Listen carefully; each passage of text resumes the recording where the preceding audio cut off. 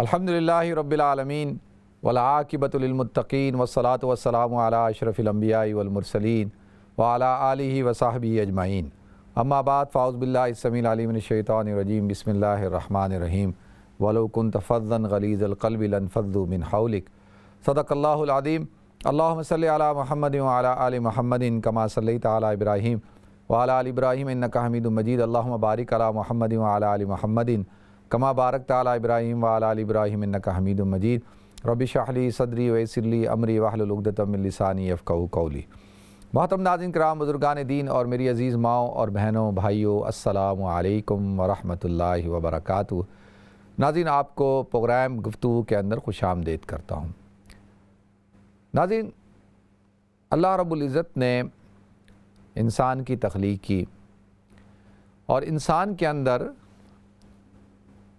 مختلف قسم کے جذبات رکھے ہیں۔ اس کی فطرت کے اندر کچھ چیزیں اللہ تعالیٰ نے ودیعت کی ہیں۔ خوشی کا موقع ہوتا ہے، انسان ہنستا ہے، مسکراتا ہے، خوشی کے جذبات کا اظہار کرتا ہے۔ غم کا موقع ہو تو انسان روتا ہے اور رو کر اپنے جذبات کا اظہار کرتا ہے۔ کوئی بات بری لگے تو ناراضگی کرتا ہے، غصہ کرتا ہے، اس سے اظہار کرتا ہے۔ تو یہ ساری جو طبائع ہیں انسان کی جبلت کے اندر، یہ اللہ رب العزت نے رکھی ہیں، اور انہی میں سے ایک طبیعت جو ہے وہ غصے کی ہے۔ غصہ بھی اللہ رب العزت نے انسان کے اندر رکھا ہے۔ اب یہ تو کوئی شخص دنیا کا نہیں کہہ سکتا کہ جی مجھے غصہ نہیں آتا۔ آپ کوئی آدمی ایسا نہیں ہے جو کہے کہ جی مجھے غصہ نہیں آتا، سب کو غصہ آتا ہے، اور غصہ اللہ نے رکھا ہے انسان کے اندر۔ تو جب اللہ رب العزت نے انسان کے اندر غصہ رکھ دیا ہے تو یہ تو اب بات تسلیم شدہ ہے کہ ہر شخص غصہ کرے گا، اس کو غصہ آئے گا۔ جب بھی آپ کے مزاج کے خلاف کوئی بات ہو یا آپ کی طبیعت کے خلاف کوئی بات ہوگی تو آپ کے اندر ناگواری کے اثرات پیدا ہوں گے اور آپ کو برا لگے گا۔ اگر کوئی آپ کو گالی دے گا، کوئی آپ کو ایسے الفاظ سے پکارے گا جو نامناسب الفاظ ہیں، تو آپ کو غصہ آئے گا، اور اس غصے کے اندر اب مختلف حالتیں ہوتی ہیں۔ انسان اپنے غصے کا اظہار کرتا ہے، تو اب دیکھنا یہ ہے کہ ایک جو ایسا بندہ جو اللہ رب العزت کے احکامات پر عمل کرتا ہے، شریعت پر چلتا ہے، اور جس شخص نے اپنی تربیت کی ہوئی ہے، اب وہ شخص جس نے اپنے آپ کو یعنی اپنے تربیت کے اندر اپنی طبیعت کو مغلوب کر لیا ہے، اور اس کی طبیعت مغلوب ہو چکی ہے، اس کے جذبات مغلوب ہو چکے ہیں، اس کی عقل، سمجھداری اور فہم غالب ہو چکا ہے۔ یہ بڑا مشکل کام ہے، اور اس کے اندر انسان کو بڑی مشق کرنی پڑتی ہے، بہت تربیت کرنی پڑتی ہے اپنی۔ کسی شیخ کے پاس بیٹھنا پڑتا ہے، کسی استاد کے پاس بیٹھنا پڑتا ہے، اور اس کی رہنمائی کے اندر اپنے جذبات، اپنے احساسات، اپنی کیفیت اور خواہشات، ان سب کو انسان کنٹرول کرتا ہے۔ جو انسان تربیت یافتہ انسان ہوتا ہے وہ اپنے غصے کی بھی تربیت کر لیتا ہے، یعنی وہ اپنے غصے کو بھی مہذب بنا لیتا ہے۔ اس کا مطلب کیا ہے؟ مطلب یہ ہے کہ وہ اس کو پتہ ہوتا ہے کہ کہاں غصہ کرنا ہے اور کہاں نہیں کرنا، اور کہاں کس حد تک کرنا ہے اور کس حد تک نہیں کرنا، اور غصے کی جو ہیٹ ہے اس کو کس لیول پہ جانا ہے۔ اگر اس کو اس لیول پہ لے کے گیا، 100 ڈگری پہ لے گیا، تو تباہی پھیل جائے گی، فساد پھیل جائے گا۔ تو اس کو پتہ ہوتا ہے کہ میں نے اب اس غصے کو کہاں تک لے کے جانا ہے۔ یہ وہ شخص ہوتا ہے ناظرین جس کی تربیت ہو چکی ہو، اور جو مہذب ہو، جس نے اپنے غصے کو بھی مہذب کر لیا۔ اور سب سے کائنات کے اندر مکمل جو شخصیت ہوتے ہیں، اشخاص ہوتے ہیں، وہ انبیاء کرام ہوتے ہیں، اور ان میں بھی سب سے زیادہ کامل اور اکمل مکمل جو شخصیت ہیں ہمارے سامنے، ہمارے رول ماڈل، وہ اللہ کے رسول صلی اللہ علیہ وسلم ہے، نبی کریم صلی اللہ علیہ وسلم کی ذات اقدس۔ اب حضور اکرم صلی اللہ علیہ وسلم کا آپ دیکھیں کہ کن موقعوں پہ آپ کو غصہ آتا تھا، اور آپ کو ناگواری کے اثرات پیدا آپ پہ ہوتے تھے۔ اپنی نفس کے لیے کبھی بھی نہیں آیا۔ حضرت انس رضی اللہ تعالیٰ عنہ حضور اکرم صلی اللہ علیہ وسلم کے خادم ہیں، اور آپ فرماتے ہیں کہ کبھی بھی اللہ کے رسول صلی اللہ علیہ وسلم نے اپنی ذات کے لیے کبھی بھی انتقام نہیں لیا، غصہ نہیں کیا اپنی ذات کے لیے، کبھی بھی نہیں۔ یعنی وہ حضرت انس وہ ہیں کہ جو حضور کے خادم خاص ہیں، حضور کی خدمت میں رہا کرتے تھے، تو ان کی شہادت یہ ہے۔ تو حضور اکرم صلی اللہ علیہ وسلم دین کے حوالے سے جب کوئی بات ہوتی تھی اور جب کوئی شریعت کے معاملہ ہوتا تھا تو آپ کو غصہ بھی آتا تھا، آپ غصے کا اظہار بھی کرتے تھے، آپ ناراضگی بھی اختیار کرتے تھے، لیکن وہ تربیت کے لیے ہوتی تھی، اس کے اندر کوئی ذاتی جو ہے وہ عناد یا ذاتی دشمنی، ذاتی کوئی عنصر شامل نہیں ہوتا تھا۔ حضور اکرم صلی اللہ علیہ وسلم تو پوری کائنات کی تربیت کرنے کے لیے آئے تھے۔ تو اللہ رب العزت نے بھی قرآن میں ارشاد فرمایا کہ دیکھو اے نبی، اگر آپ سختی کریں گے اور اگر آپ کبھی سختی کا مظاہرہ کریں گے تو وَلَوْ كُنْتَ فَظًّا غَلِيظَ الْقَلْبِ لَانفَضُّوا مِنْ حَوْلِكَ، تو یہ آپ کے ارد گرد سے صحابہ کرام آپ کے پاس سے دور ہو جائیں گے۔ ناظرین، یہ حضور کو تو پیغام تھا، لیکن حضور کے پیغام کا مطلب یہ کہ ہمیں پیغام دینا تھا کہ اگر تم چاہتے ہو کہ لوگ تم سے استفادہ حاصل کریں، لوگوں کو فائدہ پہنچے، تو اپنے آپ کو نرم کر لو، اپنے غصے کو کنٹرول کر لو۔ اگر غصے کو کنٹرول نہیں کرو گے تو کیا ہوگا کہ لوگ تمہارے ارد گرد جو لوگ آتے ہیں، طلبہ آتے ہیں، تمہارے متعلقین آتے ہیں، تمہارے محبوبین آتے ہیں اور طالب علم آتے ہیں تم سے پڑھنے کے لیے، سیکھنے کے لیے، تو وہ کیا ہوگا؟ تم سے بھاگ جائیں گے، دور ہو جائیں گے۔ اسی طریقے سے اگر کوئی لیڈر ہے، کوئی قائد ہے، کوئی خاندان کا سربراہ، قبیلے کا سربراہ ہے، اب اگر وہ تش روی اختیار کرتا رہے گا، اس کے اندر تلخی ہی ہوگی اور اس کے اندر جو ہے وہ غصہ ہی ہوگا، تو آپ دیکھیں کہ لوگ اس سے دور ہو جائیں گے، لوگ اس سے بات بھی نہیں کریں گے، لوگ اس کے ساتھ بیٹھیں گے بھی نہیں، اور لوگ جس محفل میں وہ ہوگا وہاں پہ لوگ کوشش کریں گے کہ بھائی یہاں سے اٹھیں، اور جہاں وہ آئے گا تو لوگ چلے جائیں گے اٹھ کے۔ اب وہ بڑا پریشان ہو رہا ہوتا ہے دل میں کہ بھائی کیا وجہ ہے؟ اچھا، وہ یہ سمجھ رہا ہوتا ہے کہ میرا بڑا روب ہے اور میں جو ہے وہ میرا بڑا دبدبہ ہے، تو دیکھو لوگوں کی جرت نہیں ہوتی۔ ایسی بات نہیں، بات یہ ہے کہ ہر شخص کو اپنی عزت پیاری ہوتی ہے، ہر شخص کو اس کی ایک عزت نفس ہوتی ہے۔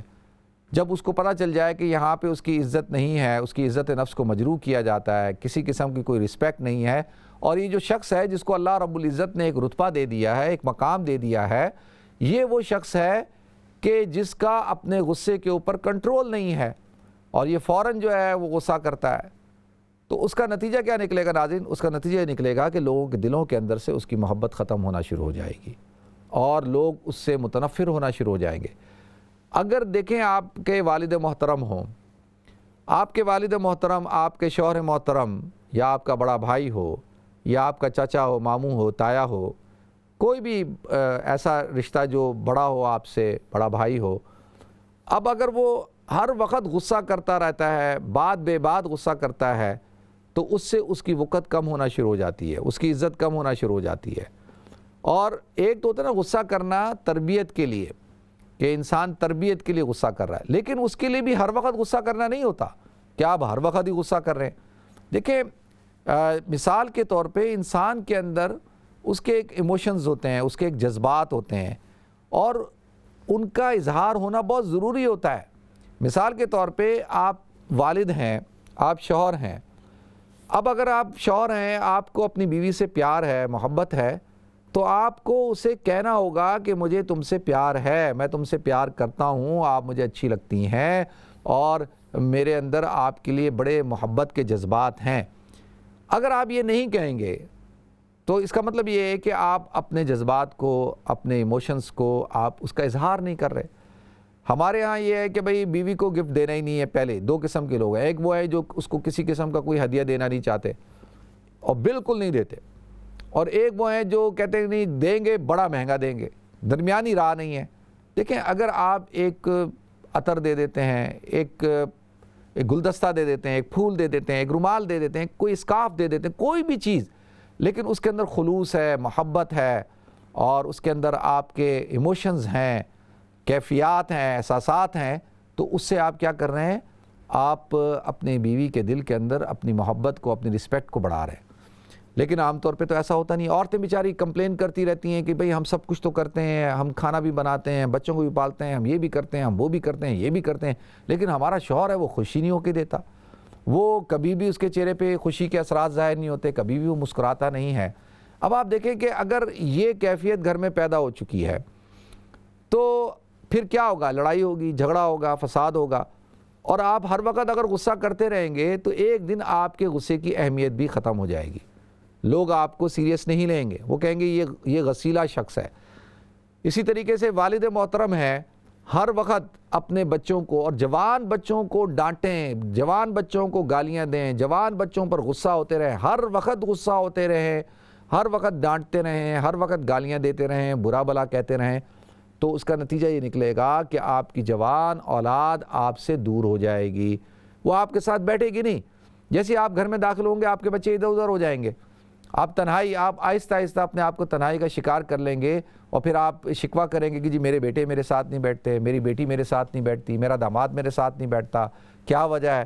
وجہ خود آپ ہیں، کیونکہ آپ کا رویہ ایسا ہے کہ وہ آپ کے ساتھ بیٹھ ہی نہیں سکتے، وہ آپ کے ساتھ گفتگو کر ہی نہیں سکتے، اور آپ نے جو ہے وہ غصہ کر دینا ہے، فوراً ریئیکٹ کرنا ہے، تو اس کا نتیجہ یہ نکلے گا کہ وہ آپ سے دور ہوتے چلے جائیں گے۔ اور ناظرین پھر ایک وقت ایسا آئے گا کہ آپ بوڑھے ہو جائیں گے، اور بوڑھاپے میں زیادہ غصہ آتا ہے۔ دیکھیں کچھ لوگ ہوتے ہیں وہ زیادہ غصہ کرتے ہیں۔ سب سے پہلے وہ آدمی زیادہ غصہ کرتا ہے جو کمزور ہوتا ہے۔ کمزور آدمی جس کا اپنے اعصاب پہ کنٹرول نہ ہو، جو اپنے جذبات پہ کنٹرول نہیں کرتا، وہ غصہ کرے گا۔ آپ دیکھ لیں کہ جو بیمار آدمی ہے نا وہ زیادہ غصہ کر رہا ہوگا، جو آدمی ڈپریشن کا مریض ہوگا وہ زیادہ غصہ کر رہا ہوگا، جو آدمی بوڑھا ہو گیا ہوگا اور اس کی تربیت نہیں ہوگی، بڑھاپے میں زیادہ غصہ کر رہا ہوگا۔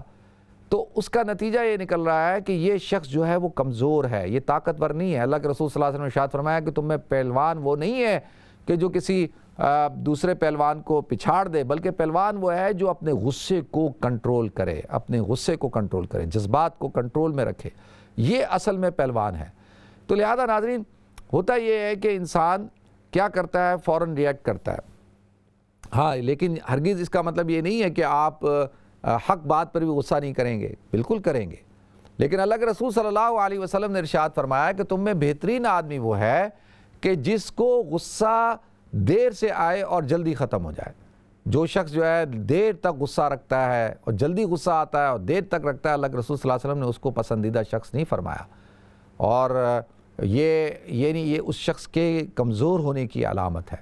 تو لہذا اب کہیں کسی موقع پہ آپ کو غصہ بھی آ جاتا ہے تو اس کا اظہار بھی کرنا چاہیے اللہ کے لیے۔ دیکھیں حضرت عمر رضی اللہ تعالیٰ عنہ ہیں، وہ کیسے غصے والے شخص ہیں، اور ان کے اندر غصہ ہے، اور اپنی بہن کے پاس جا رہے ہیں۔ وہ واقعہ آپ حضرات نے کئی دفعہ سنا ہے، حضور اکرم صلی اللہ علیہ وسلم کو قتل کرنے کے ارادے سے نکلے، کسی نے کہا بھائی آپ حضور کی خبر لینے جا رہے ہو، پہلے اپنے گھر کی خبر لو، اپنی بہن کی خبر لو۔ تو گھر جاتے ہیں، بہن پہ تشدد کرتے ہیں، لیکن بہن کا دیکھیں صبر کرنا، بہنوئی کا صبر کرنا اور جو ہے برداشت کرنا، اس کا نتیجہ کیا نکلا؟ اس کا نتیجہ یہ نکلا کہ ان کا غصہ ٹھنڈا ہو گیا، اور جب غصہ ٹھنڈا ہو گیا، وہی حضرت عمر جو ہے حضور اکرم صلی اللہ علیہ وسلم کے سب سے بڑے حمایتی ہیں، لیکن دین کے لیے جب بھی کوئی دینی معاملہ ہوتا تھا ان کو غصہ آتا تھا، اور تو ان کا غصہ رہا، لیکن انہوں نے غصے کو اب دین کے لیے رکھ لیا۔ وہ جذبات اور وہ جو طبیعت تھی وہ تو رہی، وہ تو نہیں بدلی، لیکن اس کو اب کس کے لیے؟ اسلام کے لیے استعمال کیا۔ تو لہذا کوئی شخص اگر حضور اکرم صلی اللہ علیہ وسلم کی توہین کرتا ہے، کوئی شخص جو ہے وہ اسلام کو ڈس رسپیکٹ کرتا ہے، اور اس کے سامنے کسی مومن کو غصہ نہیں آتا، تو اس کا مطلب یہ ہے کہ اس کا ایمان کمزور ہے۔ اب یہ ہے کہ اس غصے کے اندر آپ نے قانون کو اپنے ہاتھ میں نہیں لینا، لیکن اپنی ناپسندیدگی کو، غصے کا اظہار تو آپ نے کرنا ہے۔ جیسا کہ حضرت حسان بن ثابت رضی اللہ تعالیٰ عنہ کے بارے میں آتا ہے ناظرین، کہ میں آج اپنے شیخ حضرت مولانا یحییٰ مدنی صاحب رحمۃ اللہ علیہ، حضرت مولانا یوسف لدھیانوی صاحب رحمۃ اللہ علیہ، ان کے ملفوظات پڑھا تھا، تو حضرت مولانا یوسف لدھیانوی رحمۃ اللہ علیہ کے، تو انہوں نے بڑا اچھا ایک وہ لکھا کہ غصے کے حوالے سے کہ بھئی حضرت حسان بن ثابت رضی اللہ تعالیٰ عنہ کو بھی غصہ آتا تھا، اور انہوں نے بھی جو ہے وہ حضور کی شان کے اندر مقابلے میں اشعار کہے۔ ایک دو شخصیتیں ہیں، ایک ہیں حضرت ابو سفیان بن حرب، یہ جو حضرت امیر معاویہ رضی اللہ تعالیٰ عنہ کے والد ہیں، اور ایک ہیں حضرت ابو سفیان بن حارث بن عبد المطلب۔ یہ ابو سفیان جو ہے وہ حضور اکرم صلی اللہ علیہ وسلم کے چچا زاد بھائی ہیں۔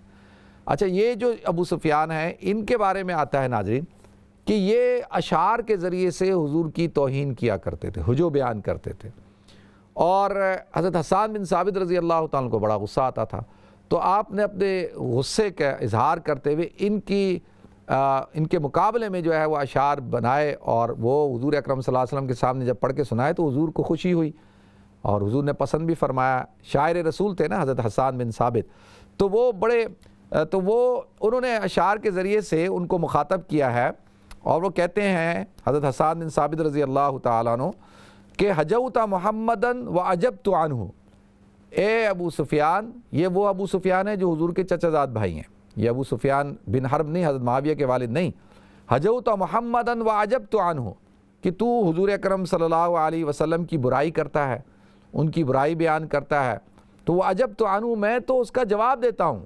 یعنی وہ یہ کہنا کہ ہر جگہ پروپوگنڈا کرنا شروع کر دیا کہ جی حسان تو بڑا غصے والا آدمی ہے اور مجھے برا بلا کہتا رہتا ہے، تو وہ اپنے جو فعل ہے کہ وہ حضور کی جو آپ توہین کر رہے ہو اس کی طرف آپ کا کوئی، یعنی وہ اس سے آپ صرف نظر کرتے ہیں کہ اپنے، جیسے عام طور پہ لوگ ہم کیا کرتے ہیں کہ ایک آدمی کو غصہ دلاتے ہیں، اور جب اس کو غصہ آ جاتا ہے تو اس کو بولتے ہیں یار یو آر شاؤٹنگ ناؤ، اور تم why you are so angry, تمہیں اتنا غصہ کیوں آ گیا، تم شاؤٹ کیوں کر رہے ہو، تم بہت شاؤٹ کر رہے ہو۔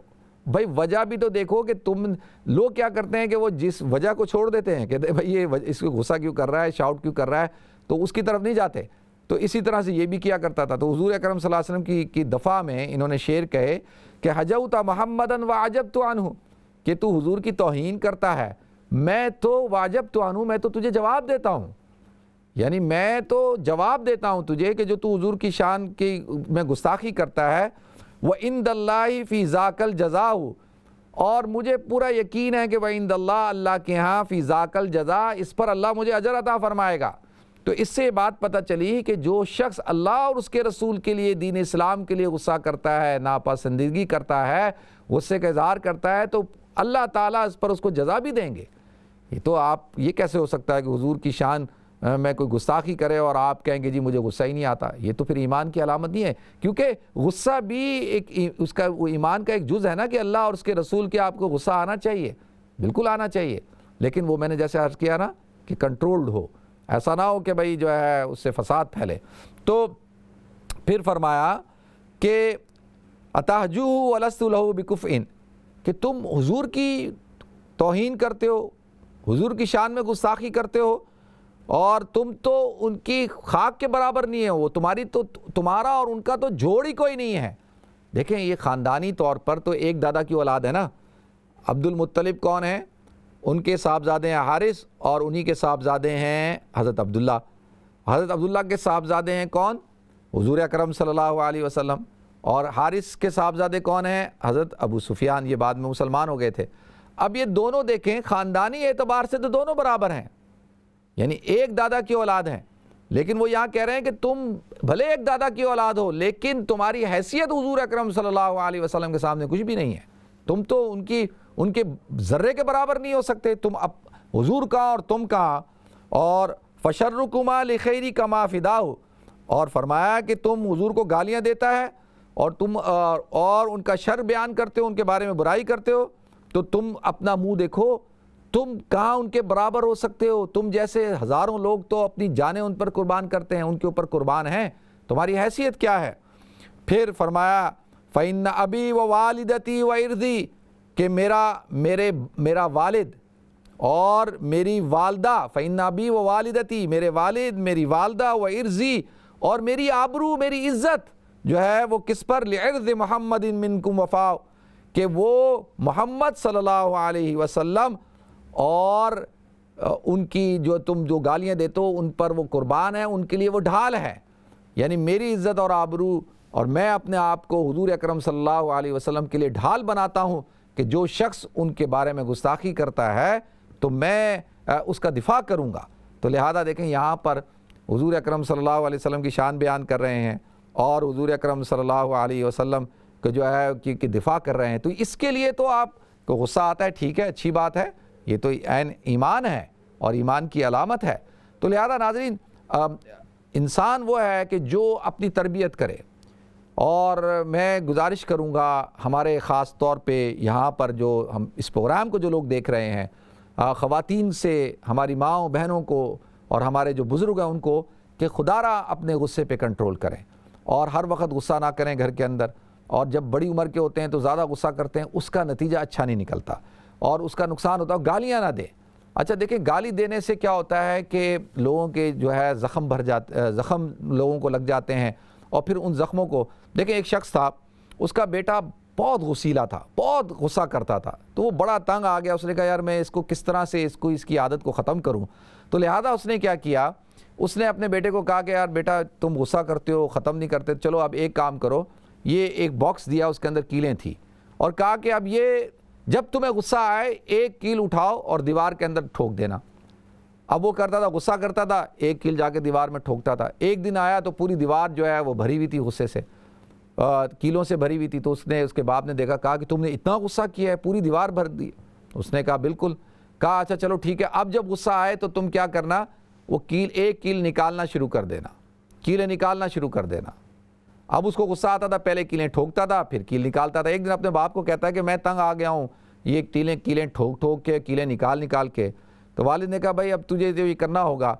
تو پھر اس نے اینڈ میں جب ساری کیلیں نکل آئیں تو اس کا والد گیا دیکھنے کے لیے دیوار کو، تو اس کے والد نے کہا یہ دیوار کا کیا حال ہوا ہے، جگہ جگہ سے چھنی ہو چکی ہے۔ تو کہا کہ یہ دیکھ، تو اس طرح سے لوگوں کے دلوں کو چھنی کرتا ہے، اب تو اس دیوار کو ٹھیک کرنا چاہے تو کر سکتا ہے، تجھے کتنی محنت کرنی پڑے گی۔ اسی طریقے سے دیکھیں، چھرا گھونپنا الفاظ کا بڑا آسان ہے، چھری آپ کسی کو مار دیں اور بعد میں آپ معافی بھی مانگتے رہیں، لیکن وہ جو زخم ہوتا ہے اور وہ جو ایک ضرب ہوتی ہے، اس کا مداوع تو نہیں ہو سکتا نا، بعد میں آپ بھلے مرہم لگاتے رہیں۔ تو لہذا میری گزارش یہ ہے کہ بھئی اپنے غصے کو کنٹرول کریں اور کوشش کریں کہ جو ہے وہ غصہ اگر آ بھی گیا ہے تو جلد سے جلد اس کو ختم کریں، اور غصے کو لے کے چلیں نہیں۔ جب ہم غصے کو کئی دن پر لے جاتے ہیں تو اس کے نتائج اچھے نہیں نکلتے۔ عام طور پہ گھروں کے اندر لڑائیاں، جھگڑے، طلاق اور یہ ساری نوبتیں جو ہے وہ اسی غصے کی وجہ سے آتی ہیں۔ اور الفاظ، دیکھیں یہ ہمارے الفاظ کا جو چناؤ ہے یہ اچھا ہونا چاہیے۔ اگر ہمارے الفاظ کا چناؤ اچھا نہیں ہے تو اس سے بڑے گہرے زخم لگتے ہیں۔ اور خاص طور پہ جو ہمارے مرد حضرات ہیں ان سے میری گزارش یہ ہے کہ آج کل کیونکہ بہت زیادہ لوگ ڈپریشن کا شکار ہیں، کاروبار ختم ہو چکے ہیں، گھروں میں ہیں اور جابیں ختم ہو چکی ہیں، فائنینشیل کرائسس میں آ چکے ہیں، کافی مسائل ہیں، اور مرد بیچارہ جو ہے اس کو یہ ساری ذمہ داریاں پوری کرنی ہوتی ہیں اور اس کے اوپر یہ بوجھ ہوتا ہے، تو وہ ایک اسٹریس کی صورتحال کے اندر ہے۔ تو ہماری جو خواتین ہیں ان سے میں گزارش کروں گا کہ وہ اپنی زبان پہ کنٹرول کریں اور اپنے شوہروں کو سپورٹ کریں، ان کو حوصلہ دیں اور ان کو ہمت دلائیں کہ انشاءاللہ یہ مشکل وقت بھی گزر جائے گا، اور کوشش کریں کہ ایسا گھر کے اندر ایسا ماحول نہ بنے کہ جس کی وجہ سے شوہر کو یا والد کو غصہ آئے۔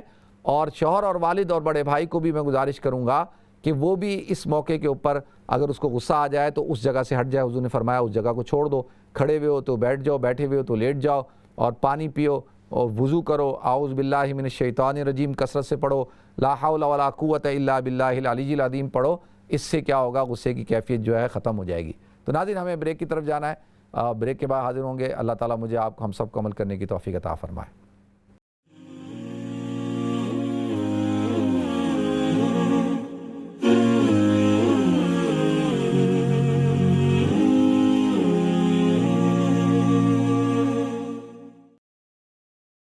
بسم اللہ الرحمن الرحیم۔ السلام علیکم ورحمۃ اللہ وبرکاتہ۔ ناظرین آپ کو ایک دفعہ پھر خوش آمدید کرتا ہوں پروگرام گفتگو کے اندر۔ ناظرین ہارون رشید کا ایک فوجی تھا، سپاہی تھا، اس کے بیٹے نے ہارون رشید کے بیٹے کو گالی دی، ماں کی گالی دے دی، یعنی ہارون رشید کی بیوی کو گالی دی۔ ہارون رشید کا بیٹا اپنے باپ کے پاس آیا اور آ کر اس سپاہی کے بیٹے کی شکایت کی کہ جی اس نے میری ماں کو یعنی آپ کی بیوی کو گالی دی ہے۔ ہارون رشید نے دربار لگایا اور اپنے وزراء کو جمع کیا، پوچھا کہ بھئی بتاؤ کہ اس کی سزا کیا ہونی چاہیے۔ ایک وزیر نے کہا جی آپ اس کو قتل کر دیں، خلیفہ کی بیوی کو گالی۔ ولی عہد کی ماں کو گالی تو بہت بڑا جرم ہے، قتل کر دیں۔ دوسرے سے پوچھا ہاں بھئی آپ کیا کہتے ہو؟ اس نے کہا جی یہ تو بہت بڑا جرم ہے، اس کی زبان نکلوا دیں۔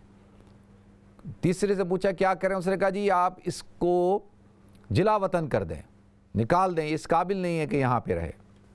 چوتھے سے پوچھا وزیر سے کہ بھئی کیا کریں؟ اس نے کہا جی ان کی پوری جائیداد کو ضبط کر لیا جائے۔ پانچویں سے پوچھا کیا کریں؟ اس نے کہا جی جیل میں ڈال دیں۔ تو ہارون رشید بڑا سمجھدار آدمی تھا، اور اس زمانے کے اندر ایک شاہ بہلول ہوا کرتے تھے، ایک اللہ کے ولی بزرگ، اور ان کے واقعات اکثر میں بھی سناتا ہوں، آپ حضرات بھی سنتے رہیں۔ تو ہارون رشید نے کہا جی ان سے ہی پوچھ لیتے ہیں کہ وہ کیا کہتے ہیں کہ بھئی اس کی سزا کیا ہونی چاہیے۔ تو انہوں نے ان سے پوچھا کہ بھئی بتاؤ اس کی سزا کیا ہونی چاہیے کہ جس نے میری بیوی کو اور میرے بیٹے کی ماں کو گالی دی ہے۔ تو شاہ بہلول نے کہا کہ بھئی اس کا تو یہی ایک اس کی سزا ہونی چاہیے کہ آپ کا بیٹا بھی اس کو گالی دے دے، نہ جتنی گالی اس نے دی اتنی دے، نہ زیادہ سخت دے نہ زیادہ جو ہے وہ ہلکی دے، بس جتنی دی ہے اتنی دے۔ کہیں ایسا نہ ہو کہ زیادہ دے گا تو یہ ظالم بن جائے گا، وہ مظلوم بن جائے گا۔ تو لہذا انصاف ہونا چاہیے۔ قرآن کہتا ہے وَجَزَاءُ سَیِّئَةٍ سَیِّئَةٌ بِمِثْلِہَا، کہ برائی کا بدلہ اتنا ہی دیا جائے گا جتنا اس کے مثل ہونا چاہیے۔ تو ناظرین ہارون رشید نے اس سزا کو پسند فرمایا۔ تو یہ تو اس درجے تک ہے کہ جب انسان معاف نہ کرے، حالانکہ اللہ تعالیٰ کا تو حکم ہے کہ بھئی معاف کر دو، اور کوئی آدمی اگر آپ کو گالیاں دے رہا ہے تو آپ درگزر کریں۔ ایک اللہ کے ولی کے بارے میں آتا ہے کہ وہ جا رہے تھے، تو ایک شخص ان کے پیچھے لگ گیا اور ان کو برا بلا کہہ رہا ہے، برا بلا کہہ رہا ہے، برا بلا کہہ رہا ہے۔ تو جب اپنے گھر کے دروازے پہ پہنچے، کھڑے ہو گئے، اس سے کہا بھئی کچھ اور رہ گیا تو وہ بھی کہہ لو تم۔ تو وہ اس کو بڑا غصہ چڑھا کہ میں ایک تو اتنا برا بلا کہہ رہا ہوں، یہ الٹا ریئیکٹ نہیں کر رہے، الٹا کہہ رہے ہیں اور گالیاں دے دو۔ تو انہوں نے کہا بھئی آپ کو غصہ نہیں چڑھتا؟ انہوں نے کہا غصہ تو چڑھ رہا ہے، لیکن میں یہ سوچتا ہوں کہ شاید تمہارے سامنے میری کوئی برائی آ چکی ہے، یا تم مجھے برا سمجھتے ہو، تو اس وجہ سے تم مجھے برا بلا کہہ رہے ہو، اور اس پر میں اللہ کا شکر ادا کر رہا ہوں کہ ابھی تمہاری برائی میرے سامنے نہیں آئی ہے۔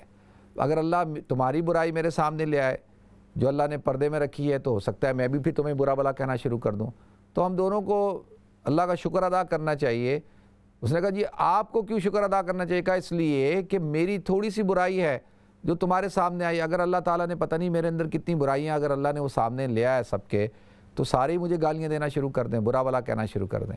اور تمہیں بھی اس لیے شکر ادا کرنا چاہیے کہ تمہاری کوئی برائی میرے سامنے نہیں ہے سوائے اس کے کہ تم مجھے برا بلا کہہ رہے ہو۔ تو لہذا ناظرین انسان کو بہت صبر کا مظاہرہ کرنا چاہیے۔ کافی باتیں ہوتی ہیں، لوگ آپ کے بارے میں باتیں کریں گے، لوگ آپ کی اچھائیوں کے اوپر سارا پردہ ڈال دیں گے، وہ یہ بھول جائیں گے کہ آپ نے کتنی اچھائیاں کی ان کے ساتھ، آپ نے ان کے ساتھ کتنا احسان کا معاملہ کیا، آپ نے کتنی خیر خواہی کی۔ صرف آپ کی کوئی ایک چھوٹی سی بات یا کوئی ایک چیز جو ان کو پسند نہیں آئے گی، تو اس کی وجہ سے وہ ساری نیکیوں پہ پانی پھیر دیں گے۔ تو لہذا بہترین کام تو یہ ہے کہ انسان کو صبر کرنا چاہیے، اور صبر کا اجر جو ہے وہ اللہ تعالیٰ عظیم عطا فرماتے ہیں۔ حضرت موسیٰ علیہ السلام جو ہے وہ اللہ سے باتیں کیا کرتے تھے۔ ایک دن اللہ کے پاس گئے اور اللہ رب العزت سے ہم کلام ہوئے، تو تھوڑے سے پریشان تھے۔ تو اللہ تعالیٰ نے پوچھا موسیٰ کیا ہوا؟ اللہ کو تو سب کچھ پتہ ہے نا، لیکن اللہ گفتگو کرتے تھے، کلیم اللہ تھے۔ کہا یا اللہ لوگ جو ہے وہ میرے بارے میں بری باتیں کرتے ہیں، مجھے باتیں سناتے ہیں، اور پتہ نہیں ہر وقت تنگ کرتے ہیں۔ حضرت موسیٰ علیہ السلام کی قوم نے ان کو بہت تنگ کیا تھا، یہ تو آپ حضرات کو پتہ ہے نا کہ کتنا تنگ کیا ان کو۔ تو کہا لوگ تو میرے بارے میں اتنی باتیں کرتے ہیں، اتنا برا بلا مجھے کہتے ہیں، اتنا تنگ کرتے ہیں۔ تو اللہ تعالیٰ نے کہا موسیٰ تو پھر بھی ہمارا ایک بندہ ہے، ایک پیغمبر ہے، لوگوں نے تو مجھے نہیں چھوڑا، یعنی اللہ کے بارے میں کتنی بڑی بڑی باتیں کر دی۔ لیکن سب سے بڑی گالی تو اللہ کو کیا ہے کہ اللہ کہتا ہے اتنی بڑی بات کر دیتے ہیں یہ کہ میرے ساتھ اپنا بیٹا بنا دیا، میرے ساتھ جو ہے شرک کرتے ہیں۔ ایک بچڑے کو کیا کیا، ایک گائے کے بے جان بچڑے کو میرے مقابلے میں لا کے کھڑا کر دیا اور اس کی عبادت شروع کر دی۔ تو یہ کتنی بڑی یعنی ایک طرح سے گستاخی ہے۔ تو اللہ نے کہا کہ اے موسیٰ صبر کرو۔ تو اللہ تعالیٰ مجھے بھی توفیق دے، ہم بھی صبر کرتے ہیں، بہت صبر کرتے ہیں، آپ بھی صبر کریں، اور یقین جانیے کہ صرف صبر کرنے کے علاوہ کوئی آپشن بھی نہیں ہے۔ اب دیکھیں نا، جب انسان لوگوں سے محبت کرتا ہے اور لوگوں کے دلوں میں اللہ تعالیٰ جب آپ کی محبت کو ڈال دیتے ہیں تو بہت سارے لوگ ہوتے ہیں کہ جن کے اندر جن کو جیلسی بھی ہوتی ہے، جن کو حسد بھی ہوتا ہے اور جن کو پریشانی بھی ہوتی ہے، تو وہ ظاہر سی بات ہے کہ وہ پھر آپ کے بارے میں باتیں بھی کرنا شروع کر دیں گے۔ اگر آپ کے بارے میں باتیں کی جا رہی ہیں، لوگ آپ کی گفتگو کرتے ہیں، تو اس کا مطلب یہ ہے کہ آپ نے کچھ کر لیا ہے، آپ نے کچھ حاصل کر لیا ہے، جبھی تو لوگ آپ کے بارے میں باتیں کر رہے ہیں۔ ایسے تو ہر ایک کے بارے میں تو کوئی بات نہیں کرتا نا۔ تو جب آپ کچھ اچیو کر لیتے ہیں تو لوگ آپ کے بارے میں جب گفتگو کرنا شروع کر دیں تو سمجھ جائیں کہ آپ ماشاءاللہ کامیاب ہو رہے ہیں، آپ کچھ اچیو کر رہے ہیں، اور جبھی تو لوگ آپ کے بارے میں باتیں کرنا شروع ہو گئے۔ تو لہذا لوگوں کو درگزر کریں، لوگوں کی باتوں کو سیریس نہ لیں، اپنا مقصد رکھیں سامنے اور فوکس رہیں اور کام کرتے رہیں اخلاص کے ساتھ۔ انشاءاللہ آپ دیکھیں اللہ رب العزت جو ہے وہ آپ کو سرخرو کرے گا، اللہ تعالیٰ آپ کو کامیابی عطا فرمائے گا۔ تو اللہ تعالیٰ مجھے بھی عطا فرمائے جی، آپ حضرات کو بھی عطا فرمائے۔ تو دیکھتے ہیں ہمارے ساتھ کالر کون ہے۔ السلام علیکم۔ وعلیکم السلام بھائی، کیسے ٹھیک ہو؟ الحمدللہ میں ٹھیک ہوں، آپ خیریت سے ٹھیک ہیں؟ اللہ کا شکر ہے بھائی میری بات خیال سے سنو، لیکن میرا نا لائن کاٹ نہیں پلیز، لیکن میں اکیلی، میرے نا ہسبینڈ بھی فوت ہوئے ہیں تو میرے بچے بھی نہیں۔ اگر میں زندہ ویل بنانی چاہواں کہ میں فلانی چیٹو کو دینی ہے، لیکن جو میرے بہن بھائی وہ تو کھاندے پیندے ہیں، اگر میں زندہ اس کا حق دے دوں، کیا جو میری ویل جب میں فوت ہو جوں اس کے بعد پھر دوبارہ اس کو جائیداد میں حصہ ملے گا یا نہیں؟ کن کو؟ جو میرے بہن بھائی ہے۔ اچھا چلے، وہ تو آپ کہہ رہی ہیں نا کہ آپ ایک ول بنا کے ان کا حصہ آپ دے دیں گی، اور جب ان کا حصہ ان کو آپ دے دیں گی تو پھر تو ان کے اوپر لازمی ہے نا کہ وہ آپ کی وصیت پہ عمل کریں، ٹھیک ہے؟ اگر جب بھائی اگر نہ کیا نہیں تو پھر وہ گناہ گار ہیں۔ تو بہتر یہ ہے کہ جو تو آپ نے اللہ کے راستے میں دینا ہے تو وہ اپنی زندگی میں ہی آپ دے دیں۔ پھر اگر آپ کو لگتا ہے کہ وہ آپ کے بہن بھائی نہیں دیں گے تو پھر آپ زندگی میں ہی دے دیں جو آپ نے اللہ کے لیے دینا ہے۔ نہیں بھائی جان، آپ کو پتہ ہے آج کل لوگ کیا کرتے ہیں، اگر میں زندہ دے دوں تو میرے پاس نہیں۔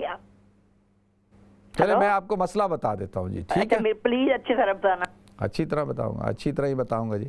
اچھا دیکھیں، ایک تو یہ جو مسئلہ ہے نا وراثت کا، عام طور پہ ہوتا یہ ہے کہ اکثر یہ پرابلم دیکھی گئی ہے۔ دیکھیں آج کل وائرس پھیلا ہوا ہے نا، تو کس نے، آپ نے، میں نے دیکھا ہے وائرس؟ نہیں دیکھا نا، لیکن ڈاکٹر کہتے ہیں، سائنٹسٹ کہتے ہیں جی یہ وائرس ہے، ٹھیک ہے جی، ہم مانتے ہیں ان کی بات، بالکل مانتے ہیں۔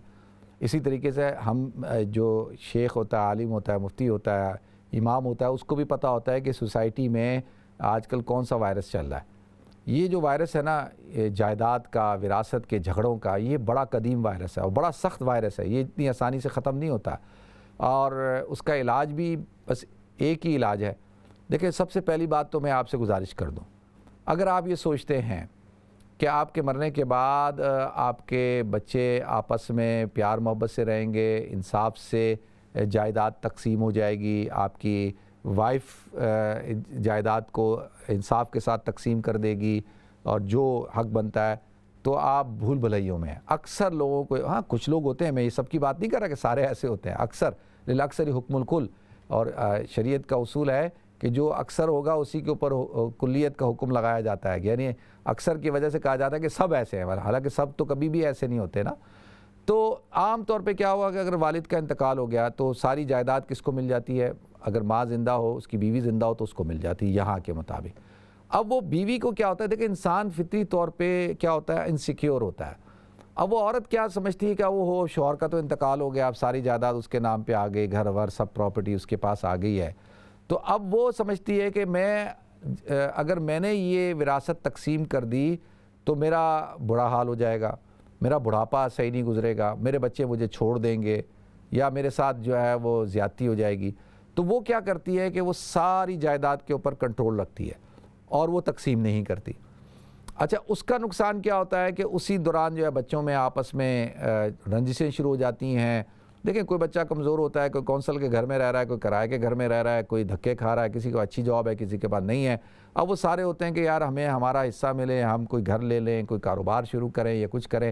اب وہ ماں ہے، وہ بیٹھی ہے، وہ کہتی نہیں میں نے نہیں دینا۔ اب اس کا نتیجہ کیا نکل رہا ہے کہ سب سے بڑا ظلم اس عورت نے کیا، تقسیم نہیں کی شریعت کے مطابق۔ اب جب اس کا انتقال ہو جائے گا تو یقینی طور پہ اس کا جو قریبی ہوگا، کوئی فیورٹ ہوگا، وہ پورا قبضہ کر کے بیٹھ جائے گا، یا زندگی میں ہی وہ سارا کچھ لے لے گا اس سے، تو پھر بعد میں بچوں میں تو یہ اکثر دیکھیں ایسا ہوتا ہے۔ تو میری آپ سے گزارش یہ ہے کہ یا پھر بچوں کے ہاتھ میں آ جاتا ہے تو ایک بھائی قبضہ کر کے بیٹھ جاتا ہے جو طاقتور ہوتا ہے، بہنوں کو نہیں دیتا، بہنوں کو تو اکثر دیا ہی نہیں جاتا. اور یعنی آپ حیران ہوں گے کہ ماں جو ہے نا وہ خود ایک خاتون ہے نا، وہ بھی اپنی بیٹی کو حصہ نہیں دیتی ہے. تو انصاف کرنا چاہیے. اور اگر آپ یہ سمجھتی ہیں کہ بھئی آپ کے انتقال کے بعد وہ یہ کام نہیں کریں گے تو آپ زندگی میں کر دیں جو آپ نے کرنا ہے، شریعت آپ کو اجازت دیتی ہے. ٹھیک ہے جی، اللہ تعالیٰ آپ سب کو عمل کرنے کی توفیق عطا فرمائے. نیکسٹ کال لیتے ہیں جی. السلام علیکم. وعلیکم السلام. جی جی. اچھا بھائی گل جی میں کس طرح سمجھاواں تھوڑا جا. مجھے کسی نے 500 پاؤنڈ دیا تھا. ٹھیک ہے. کہ پاکستان کسی عورت کو دے دو. ٹھیک ہے. لیکن میں نے اس کو 500 دیا ہے تو بعد میں مجھے پتہ لگا وہ زکوٰۃ کے پیسے ہیں.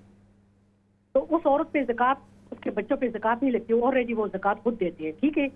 میں نے ان کو بتایا یہ زکوٰۃ کے پیسے ہیں تو انہوں نے رکھ لیے. انہوں نے رکھے ہیں تو انہوں نے کہتے ہیں کہ ہم مولانا سے پوچھیں گے.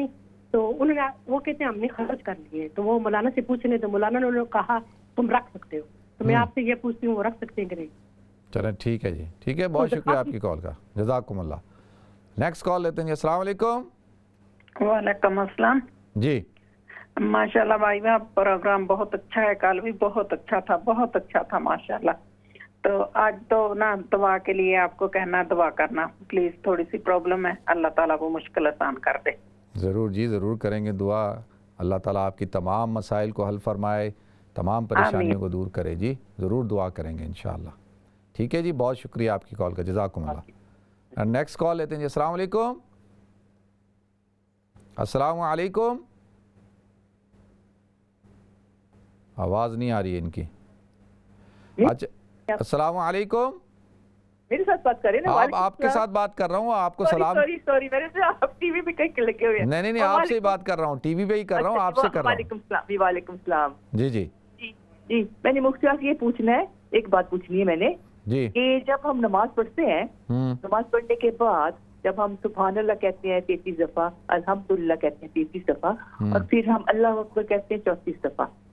تو یہاں لوگ مجھے کئیوں نے کہا انسٹیڈ آف 33 ٹائم ہم 10 دفعہ کر سکتے ہیں. چلیں ٹھیک ہے، سبحان اللہ 10 دفعہ، الحمدللہ. چلیں ٹھیک ہے، میں بتاتا ہوں آپ کو. ٹھیک ہے، بہت شکریہ آپ کی کال کا، جزاکم اللہ. دیکھیں وہ جو میری بہن نے پہلے سوال پوچھا تھا کہ جی 500 پاؤنڈ انہوں نے کسی نے ان کو دیے، وکیل بنایا کہ جی آپ پاکستان میں فلاں کو دے دیں. انہوں نے جب فلاں کو 500 پاؤنڈ دیے تو کہا کہ یہ زکوٰۃ کے ہیں، اور آپ نے کہا کہ جن کو دینے کو کہا تھا کہ وہ خود زکوٰۃ دینے والے ہیں، لینے والے تو نہیں تھے، انہوں نے رکھ لیے اور پھر انہوں نے اس کو خرچ بھی کر دیا. اور جو ہے وہ اپنا انہوں نے کسی عالم سے پوچھا تو عالم نے کہا نہیں آپ رکھ سکتے تھے، آپ نے رکھ لیے. اچھا دیکھیں اب یہ جو چیز ہے نا، اس میں جس شخص نے آپ کو دیے تھے، کیا اس شخص کو یہ نہیں پتا تھا کہ جس کو وہ زکوٰۃ بھجوا رہا ہے آپ کے ذریعے سے وہ مستحق ہے یا مستحق نہیں ہے؟ اگر تو اس کے علم میں نہیں ہے اور وہ یہ سمجھتا ہے کہ بھئی اس کو علم نہیں تھا اور آپ نے جب دیا آپ کو بھی علم نہیں تھا، بعد میں کسی نے بتایا، تو پھر تو آپ کی ان کی زکوٰۃ ادا ہو گئی، آپ کو بھی گناہ نہیں ملے گا، ان کی زکوٰۃ ادا ہو گئی. جس نے لیا ہے اب وہ عند اللہ کے ہاں جواب دہ ہے، کیونکہ ایک شخص مستحق نہیں ہے، اس نے زکوٰۃ کی رقم لی ہے تو وہ اب اللہ کے ہاں جواب دہ ہے، جس نے دی ہے وہ نہیں ہے. ٹھیک ہے. اگر آپ کو جب پتہ چل گیا کہ وہ مستحق نہیں ہے اور آپ نے ان کو کہا جنہوں نے آپ کو پیسے دیے تھے کہ بھئی وہ تو مستحق نہیں ہے، آپ نے ان کو پیسے بھجوائے زکوٰۃ کے تو ان کو تو زکوٰۃ نہیں لگتی ہے، تو اب جب اس کے علم میں آ گیا اور پھر بھی اس نے زکوٰۃ کا دے دو تو اب وہ زکوٰۃ ادا نہیں ہوگی، کیونکہ وہ تو مستحق تک نہیں پہنچی، تو لہذا اس کو دوبارہ ادا کرنی ہوگی. تو باقی اگر اس کے گھر کے اندر اور افراد تھے بالغ جن کو زکوٰۃ لگتی تھی اور وہ ان کو دے دی گئی ہے، تو پھر وہ جو ظاہر سی بات ہے، اگر ایک گھر میں دیکھیں دو فیملیاں رہتی ہیں یا دو بیٹے رہتے ہیں، ایک بیٹا امیر ہے ایک غریب ہے، تو غریب کو تو لگتی ہے زکوٰۃ تو اس کو لگ جائے گی. اگر شوہر اور بیوی میں سے بیوی غریب ہے شوہر امیر ہے تو بیوی کو دے دی تو بیوی کو ادا ہو جائے گی، اس کو زکوٰۃ لگتی ہے. تو لہذا اب یہ اس قسم کے معاملات میں اس لیے تو کہتے ہیں کہ بھئی زکوٰۃ دینا جب فرض ہے، زکوٰۃ نکالنا فرض ہے، تو مستحق تک پہنچانا بھی فرض ہے کہ مستحق تک پہنچے، یا آپ کسی ایسے شخص کو وکیل بنائیں جو آپ کی زکوٰۃ کو مستحقین تک پہنچائے. ٹھیک ہے جی، اللہ تعالی ہم سب کو عمل کرنے کی توفیق عطا فرمائے. دوسرا جو ہے وہ دعا کے لیے کہا ہے، ضرور دعا کریں گے جی، اللہ تعالیٰ پریشانیوں کو دور فرمائے، اللہ تعالیٰ اپنا فضل فرمائے جی. اور ہر ایک کی پریشانی کو اللہ تعالیٰ دور فرمائے۔ اور دوسرا میری بہن نے سوال پوچھا ہے کہ کسی نے ان کو کہا ہے کہ تسبیحات فاطمہ جو ہے وہ آپ 10 دفعہ بھی پڑھ سکتے ہیں۔ اچھا دیکھیں، جو احادیث میں آتا ہے وہ تو 33 ٹائم پڑھنے کے لیے آتا ہے، تو وہ تو آپ 33 دفعہ ہی پڑھیں گے، 33 دفعہ سبحان اللہ، 33 دفعہ الحمدللہ، اور ایک حدیث میں 33 دفعہ اللہ اکبر اور ایک میں 34 دفعہ اللہ اکبر آتا ہے۔ تو اب کوئی اگر 10 دفعہ پڑھتا ہے تو ٹھیک ہے، پڑھ سکتا ہے، ثواب تو اس کو ملے گا، کوئی فرض واجب تو ہے نہیں کہ بھئی 33 دفعہ پڑھنا ضروری ہے، آپ کم اور زیادہ بھی کر سکتے ہیں اور اس کے اندر کوئی حرج کی بات نہیں ہے۔ تو اس میں ایسی کوئی بحث کی بات بھی نہیں ہے، جھگڑے کی بات بھی نہیں ہے، ٹھیک ہے جی۔ اللہ تعالیٰ ہم سب کو عمل کرنے کی توفیق عطا فرمائے۔ تو کال ہے یا جب السلام علیکم، السلام علیکم۔ السلام علیکم۔ وعلیکم السلام ورحمۃ اللہ وبرکاتہ۔ جی مفتی صاحب، جی جی مجھے آپ سے ایک سوال پوچھنا ہے جی جی کہ جب ہم غسل کے وقت اگر ہم کلی کر لیں یا ناک میں پانی ڈالیں، جیسے جو ضروری چیز ہے وضو کے وقت، تو غسل لینے کے بعد جو ہے وضو ہو جاتا ہے۔ جی اگر اسی دوران اگر وضو کی صورت جو یعنی کہ جیسے جن حالات میں وضو خطا ہو جائے یا ری ہو جائے یا ہوا خارج ہو جائے، تو کیا ہمیں دوبارہ وضو کرنا ہوگا نہانے کے بعد، یا وہی عمل ہمیں دوبارہ دہرانا ہوگا؟ ٹھیک ہے، میں بتاتا ہوں جی۔ بہت شکریہ، جزاک اللہ۔ ٹھیک ہے، نیکسٹ کال لیتے ہیں۔ السلام علیکم۔ وعلیکم السلام، مولوی صاحب کیسے ہیں؟ ٹھیک ٹھاک؟ الحمدللہ میں ٹھیک ہوں، آپ خیریت سے؟ ٹھیک ٹھاک، اللہ کے فضل و دعا ہے۔ ایک تو یہ بات ہے کہ ایک ذکر کے بارے میں آپ سے پوچھنا چاہتا ہوں کہ ہم کو درست کر دو۔ یہ ولا حول ولا قوت الا باللہ العلی العظیم، ایسے یہ کہ لا حول ولا قوت الا باللہ العلی العظیم، یہ کیسے ہے بچن؟ ٹھیک ہے، میں بتاتا ہوں آپ کو، ٹھیک ہے۔ اوکے جی، اوکے جی۔ نیکسٹ کال لیتے ہیں۔ السلام علیکم ہے، السلام علیکم۔ وعلیکم السلام۔ جی جی فرمائیں جی۔ مولانا صاحب، ابھی جو آپ نے بتایا جائیداد کے بارے میں جو بتایا ہے کہ ماں کو پہلے حصہ دے دینا چاہیے، تو میں نے یہ پوچھنا کہ اگر ماں پہلے دے دیتی ہے کہ بچوں کی لڑائیاں جھگڑے نہ شروع ہو جائیں، پہلے دے دیتی ہے تو ایک ہی مکان اگر ماں کے پاس ہوتا ہے تو وہ مکان دے دے، پھر وہ ماں بیچاری کہاں رہے؟ یہ بھی پلیز ذرا بتائیں نا آپ۔ یعنی ایک ہی مکان، ایک ہی مکان ماں کے پاس ہو؟ نہیں، وہ مکان کس کا ہے؟ وہ شوہر کا تھا؟ نہیں، شوہر تو پہلے ان کی علادگی ہو چکی تھی، شوہر کا نہیں ہے، وہ ماں نے خود لیا ہے۔ نہیں، تو جب وہ تو خود رہ رہی ہے ابھی وہ کہاں سے دے گی؟ وہ تو خود رہ رہی ہے نا۔ میں نے تو وہ کہا ہے کہ جب وراثت منتقل ہوتی ہے، جیسے شوہر کی جائیداد جتنی ہے، یہاں پہ یہ ہوتا ہے کہ جب اس شوہر کا انتقال ہو جاتا ہے تو اس کی وراثت مل جاتی ہے کس کو؟ ماں کے پاس آ جاتی ہے، اس کی بیوی کے پاس آ جاتی ہے۔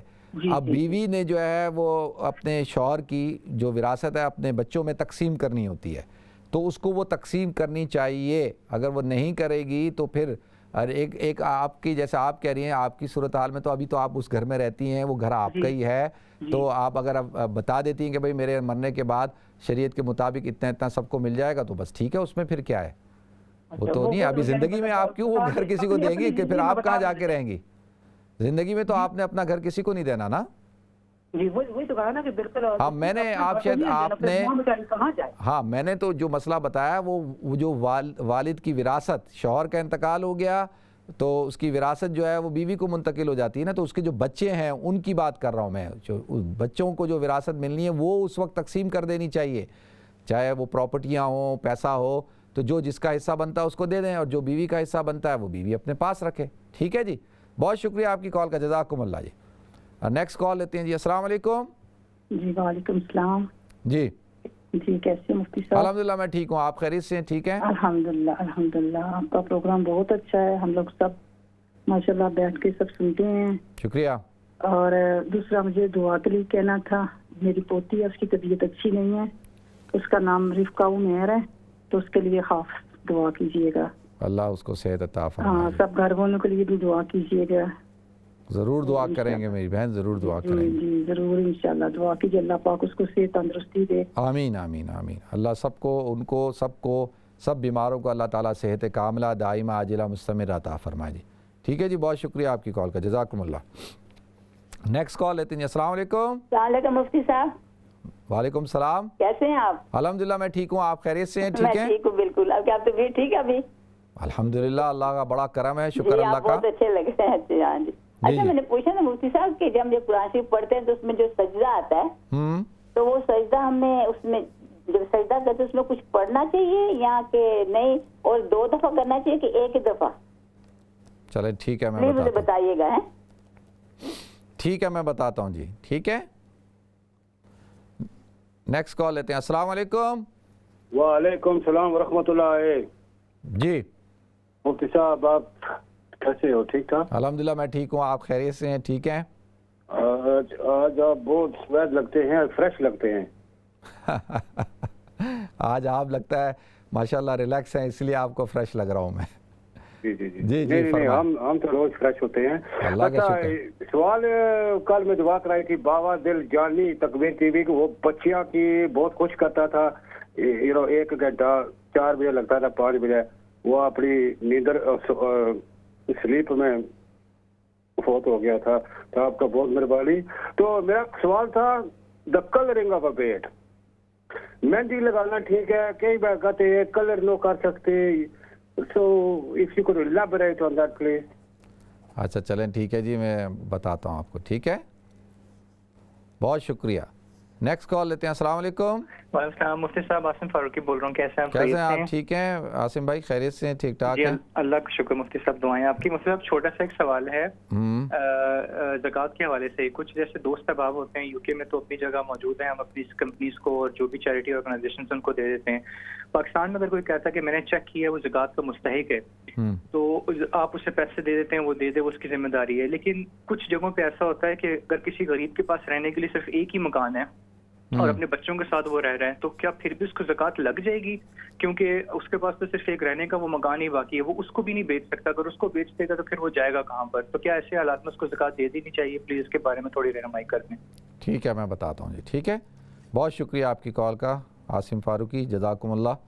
नेक्स्ट कॉल लेते हैं जी। अस्सलाम वालेकुम। हेलो अस्सलाम वालेकुम। वालेकुम सलाम व रहमतुल्लाहि व बरकातुहू। जी भैया मैंने पता करना था कि अगर हस्बैंड की जायदाद से एक ही मकान हो वो बीवी को मिल जाए तो फिर वो सबरात का क्या करे? नहीं तो वो बीवी को मिल गया है तो उसने अब उसको तकसीम भी तो करना है ना, बच्चों में नहीं देना उनकी बच्चे। तो वो मकान आप कहाँ रहे हैं? वो औरत से कहाँ रहे? नहीं तो वो भाई जो है वो अपने बच्चों के साथ रहे जहाँ उसके बच्चे रहते हैं। बच्चे तो रखते नहीं आजकल लोगों को। नहीं तो फिर वो कैसे होगा कि जो शौहर की जो जायदाद है तो उसको फिर कैसे तकसीम करेंगे? हाँ फिर वो एक वही तो है ना कि एक मकान है, वो तकसीम कैसे करे? बच्चे तो साथ नहीं रखते। नहीं तो फिर कम से कम आप ये तो करें ना कि भाई कोई पेपर बनाएं, कोई विल बनाएं, उनको बताएं कि भाई ये इतना इतना तुम सबका इतना हिस्सा है, मेरा इतना हिस्सा है, और उनकी इजाज़त हो कि जी आप इस घर के अंदर रहें, और जब आप इंतकाल हो जाए तो फिर इस तरह से इसको तकसीम कर दिया जाए। फिर आप अपनी जो आपका हिस्सा है उसका भी आप शरीयत के मुताबिक वो भी इनमें तकसीम होगा।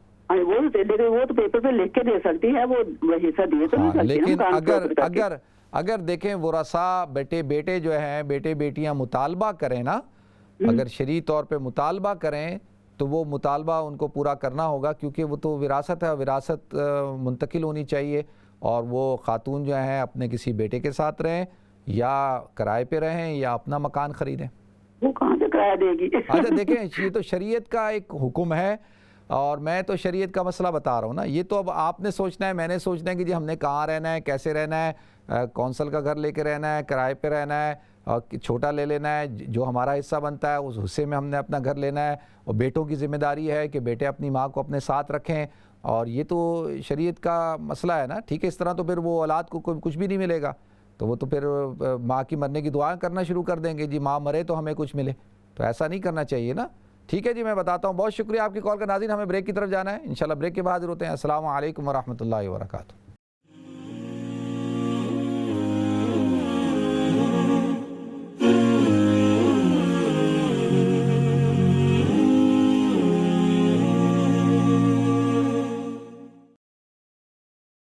बिस्मिल्लाहिर्रहमानिर्रहीम। अस्सलामु अलैकुम व रहमतुल्लाहि व बरकातुहू। नाज़रीन आपको एक दफ़ा फिर प्रोग्राम गुफ्तगू के अंदर खुशामदीद करता हूँ। अच्छा, मेरे भाई ने सवाल पूछा है कि जब वो गुस्ल कर रहे होते हैं तो गुस्ल करते हुए मैंने कई दफ़ा इस सवाल का जवाब दिया कि जब आप गुस्ल करते हैं تو غسل میں وضو شامل ہوتا ہے اور وضو ہو جاتا ہے، دوبارہ سے وضو کرنا ضروری نہیں ہے، ٹھیک ہے۔ اچھا، ان کا سوال یہ تھا کہ بھئی آپ غسل کر رہے ہیں، غسل کرنے کے بعد اگر وضو ٹوٹ گیا ہے تو پھر تو آپ کو دوبارہ سے وضو کرنا ہوگا نا، کیونکہ اب تو وضو نہیں رہا۔ اگر غسل کرتے ہوئے ہی وضو ٹوٹا ہے اور اس کے بعد آپ نے پانی اپنے جسم پہ بہایا ہے، منہ دھویا ہے، ہاتھ دھوئے ہیں، پاؤں دھوئے ہیں وضو ٹوٹنے کے بعد، تو پھر دوبارہ وضو کرنے کی ضرورت نہیں ہے، آپ کا وضو قائم ہے، آپ کا وضو ہو گیا۔ دوسرا میرے بھائی نے سوال پوچھا ہے کہ جی لا حول ولا قوت الا باللہ العلی العظیم، اس کو ولا حول ولا قوت پڑھا جاتا ہے؟ نہیں، لا حول ولا قوت الا باللہ العلی العظیم پڑھا جاتا ہے، لا بغیر واو کے، لا حول ولا قوت الا باللہ العلی العظیم، ٹھیک ہے۔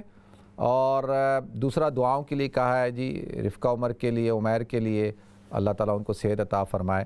قرآن مجید میں جہاں بھی سجدہ تلاوت ہوگا تو آپ نے اس کو سجدہ تلاوت کو کرنا ہے، اور اس کے اندر جو ذکر کرنا ہے وہی سجدے میں جو ذکر کیا جاتا ہے، سبحان ربی الاعلیٰ، سبحان ربی الاعلیٰ، سبحان ربی الاعلیٰ، یہی ذکر کرنا ہے۔ اور ایک سجدہ تلاوت کا ایک ہی سجدہ کیا جاتا ہے، دو نہیں کیے جاتے۔ اگر دو سجدہ تلاوت پڑھے ہیں، تلاوت کیے ہیں، تو پھر دو سجدے کیے جائیں گے، ٹھیک ہے۔ وہ تو نماز کے دو سجدے کیے جاتے ہیں، سجدہ تلاوت اگر ایک واجب ہوا ہے ایک پڑھ کے تو ایک ہی کرنا ہے۔ دوسرا مہندی، بالوں کو کلر لگانا، مہندی لگانا بالکل جائز ہے، براؤن کلر لگانا بھی جائز ہے، اور سیاہ کلر لگانے سے اللہ کے رسول صلی اللہ علیہ وسلم نے منع فرمایا ہے۔ باقی جو حضور نے پسند فرمایا ہے وہ مہندی لگانے کو، براؤن کلر کو پسند فرمایا ہے، تو شرعی طور پر اس کی اجازت ہے، آپ لگا سکتے ہیں، ٹھیک ہے۔ باقی عاصم فاروقی بھائی نے سوال پوچھا تھا کہ بھئی اگر کسی شخص کے پاس اپنا ذاتی مکان ہے لیکن وہ غریب ہے، غریب ہو گیا، بڑا پریشان حال ہے، اس کی حالات خراب ہو چکے ہیں، تو کیا ہم اس کو زکوٰۃ دے سکتے ہیں؟ بالکل دے سکتے ہیں۔ دیکھیں، اگر ایک شخص ہے اس کے پاس حوائج اصلیہ، کیا کہتے ہیں حوائج اصلیہ اس کو کہتے ہیں، جیسے ایک شخص ہے اس کے پاس اپنی موٹر سائیکل ہے، اس کے پاس فریج ہے، گھر میں ضرورت کی چیزیں ہیں، حوائج اصلیہ جسے کہا جاتا ہے، رہنے کا مکان ہے، لیکن وہ مستحق ہے، غریب ہے، اس کے پاس اور کھانے کو نہیں ہے، تو اس کو آپ زکوٰۃ دے سکتے ہیں، ٹھیک ہے جی۔ نیکسٹ کال لیتے ہیں۔ السلام علیکم۔ وعلیکم السلام۔ جی جی میرے دو سوال ہیں۔ جی جی۔ ایک کہ اگر کسی کمرے میں تصویر ہو لگی تو وہاں نماز ہو سکتی ہے؟ ٹھیک ہے۔ اینڈ دوسرا کہ میری خالہ ہیں، ان کے ہسبینڈ فوت ہو گئے ہیں، اور وہ کہتی ہیں کہ جب مغرب سے پہلے ان کو بہت تکلیف ہوتی ہے، بہت پریشان ہوتی ہے، آپ کوئی وظیفہ بتائیں گے ان کو سکون ہو؟ ٹھیک ہے، میں بتاتا ہوں جی، ٹھیک ہے۔ ٹھیک ہے، تھینک یو۔ نیکسٹ کال لیتے ہیں جی۔ السلام علیکم۔ وعلیکم السلام ورحمۃ اللہ وبرکاتہ۔ مفتی صاحب آپ ٹھیک ہیں؟ الحمدللہ میں ٹھیک ہوں، آپ خیریت سے ہیں؟ ٹھیک ہیں الحمدللہ الحمدللہ۔ جی میرے دو سوال ہیں۔ پہلا سوال، کل کسی بہن نے سوال کیا تھا چھوٹے بچے کے بارے میں، اگر بچپن سے فوت ہو جاتا ہے، وہ دنیا میں آ کر سانس نہیں لیتا تو پہلے ہی فوت ہو جاتا ہے لیکن پورے دن کا ہو، اس بچے کا نام رکھنا ضروری ہے؟ اگر نہیں رکھا گیا نام اس بچے کا تو پھر بھی وہ بچہ کفایت کرے گا والدین کی قیامت کے دن؟ چلیں ٹھیک ہے، میں بتاتا ہوں جی، ٹھیک ہے۔ نیکسٹ کال لیتے ہیں۔ السلام علیکم۔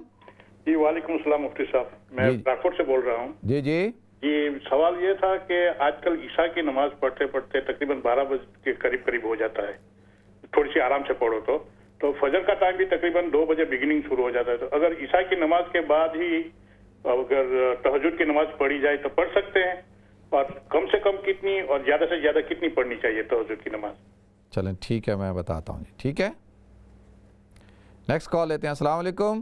السلام علیکم مفتی صاحب، میں نے پوچھنا تھا، my mom passed away last week and I just want to know are females allowed to go to the graveyard؟ چلیں ٹھیک ہے، میں بتاتا ہوں جی، ٹھیک ہے۔ نیکسٹ کال لیتے ہیں۔ السلام علیکم۔ وعلیکم السلام۔ مفتی صاحب میرا دوسرا سوال ہے کہ جو شہید ہوتا ہے، شہید کے رتبہ ہوتا ہے نمبر، تو جو یہ کرونا وائرس کی وجہ سے دنیا فوت ہوئی بہت ساری، تو ان کا کیا رتبہ ہوگا شہیدی رتبے میں؟ چلیں ٹھیک ہے، میں بتاتا ہوں جی، ٹھیک ہے۔ نیکسٹ کال لیتے ہیں۔ السلام علیکم۔ ہیلو السلام علیکم۔ وعلیکم السلام۔ جی میں نوشین بات کر رہی ہوں۔ جی مجھے پوچھنا یہ تھا کہ یہ جو ہم لوگ، جو میرے ہسبینڈ ہیں، یہ ٹیک وے پہ کام کرتے ہیں، تو جیسے کام تو یہ پورے 7 دن کرتے ہیں، لیکن شو وہ جو ہاف کرتے ہیں، شاید 4 ڈے یا کچھ اس طرح۔ نہیں تو اس میں کیا فائدہ کیا ہوتا ہے ان کو؟ پھر وہی جو لوگ بینیفٹ وغیرہ لیتے ہیں, مطلب وہ چاہے لو انکم سپورٹ لیتے ہوں گے نا. ہاں جی, تو میں نے یہی پوچھنا تھا, تو یہ پھر رزق حلال میں آئے گا؟ اچھا مجھے ایک بات بتائیں میری بہن, تو 7 دن کام کرنے کے بعد بھی پورا نہیں پڑتا؟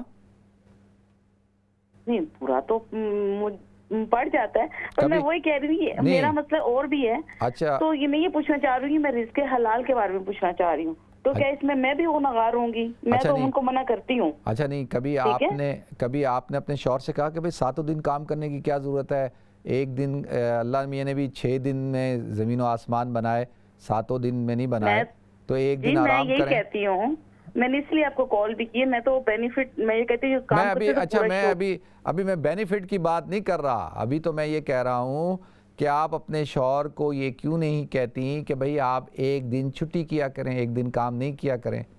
میں نے آپ سے یہ کہہ رہی ہوں, میں چھٹی بھی کرواتی ہوں ان کو, لیکن میرا سوال یہ ہے کہ رزق حلال کے بارے میں. اچھا وہ رزق حلال کے بارے میں تو بتاؤں گا. لو انکم شو کر کے ہم جو بینیفٹ لیتے ہیں, تو کیا وہ رزق حلال میں آئے گا؟ وہ سوال تو میں نے سمجھ لیا, اور ایک سوال میں بھی تو پوچھ لوں نا, مجھے بھی تو حق ہے یا نہیں ہے؟ نہیں آپ پوچھیں نا. میں یہ کہہ رہا ہوں کہ آپ نے کہا کہ آپ کے ہسبینڈ 7 دن کام کرتے ہیں, تو میں نے کہا کہ بھئی آپ ان سے ایک دن ان کو کہیں کہ بھئی ایک دن آرام کیا کریں, 7 دن کام نہ کیا کریں, تاکہ نہیں وہ میرے منہ سے نکل کے 7 دن 6 ڈیز تو کرتے ہیں, 6 ڈیز تو کرتے ہیں. اچھا چلے ٹھیک ہے, اچھا چلے میں آپ کے سوال کا جواب دیتا ہوں میری بہن, میں آپ کے سوالوں کا جواب دیتا ہوں, ٹھیک ہے.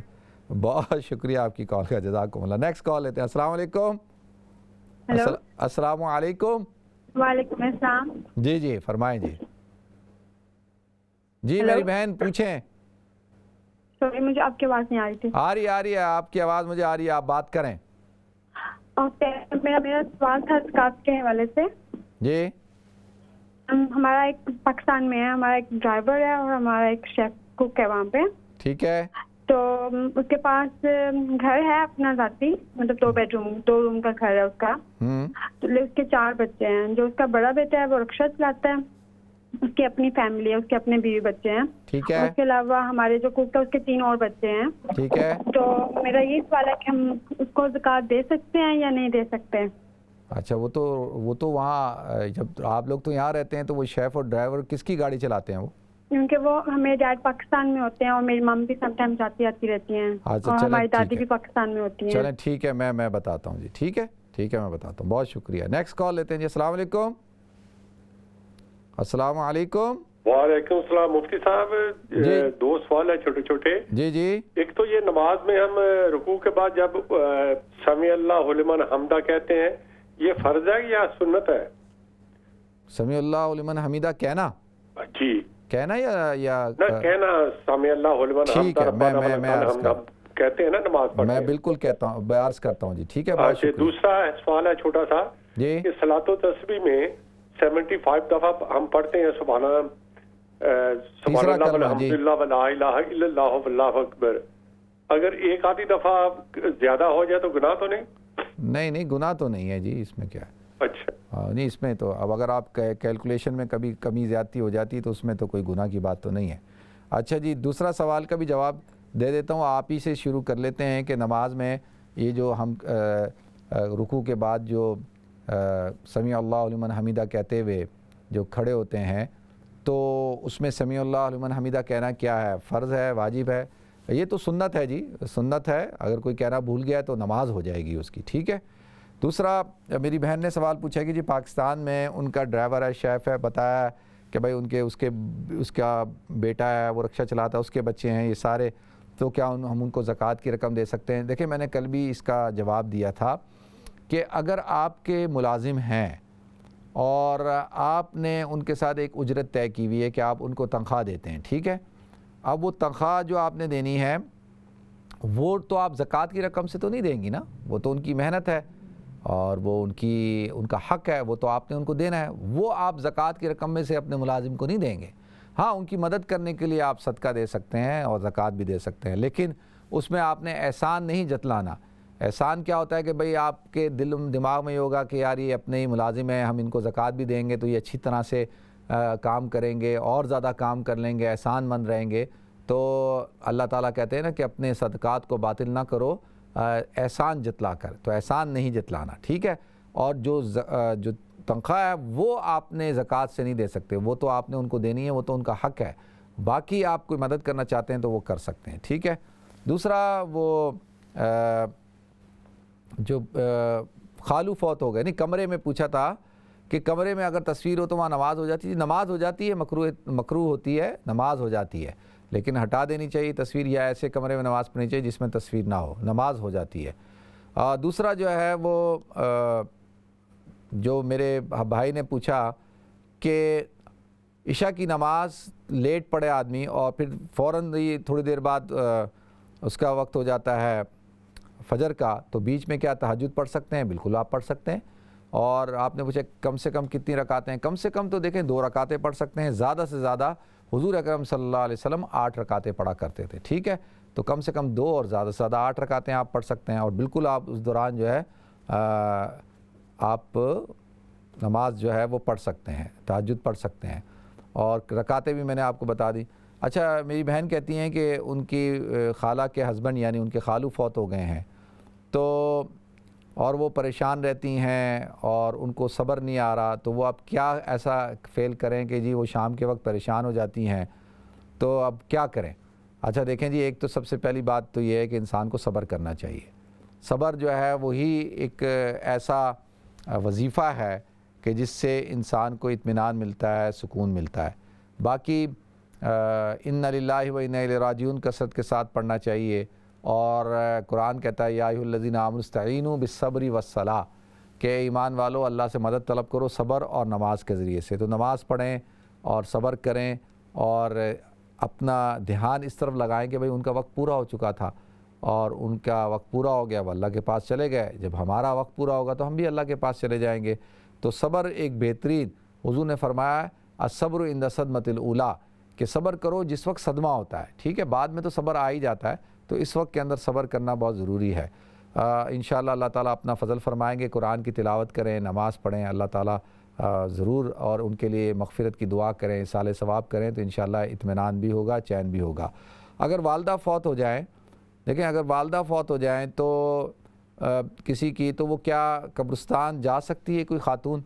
میں نے پہلے بھی کئی دفعہ عرض کیا ہے کہ بھئی قبرستان عورت کا کچھ شرائط کے ساتھ جانا جائز ہے، اور سب سے پہلی شرط تو یہ ہے کہ وہ اکیلی نہ جائے، محرم کے ساتھ جائے، اور دوسری شرط یہ ہے کہ وہاں جا کے روئے دھوئے نہیں اور کوئی ایسا کام نہ کرے جو خلاف شرع ہو، اور تیسری شرط یہ ہے کہ عبرت کے لیے جائے، ٹھیک ہے، عبرت حاصل کرنے کے لیے کہ بھئی ایک دن اس نے بھی انتقال کر جانا ہے، اور چوتھی شرط یہ ہے کہ وہاں پر دعا کے لیے جائے، اور باقی وہاں جا کے کوئی ایسا کام نہ کرے کہ جو شریعت کے خلاف ہوتا ہے، ٹھیک ہے جی۔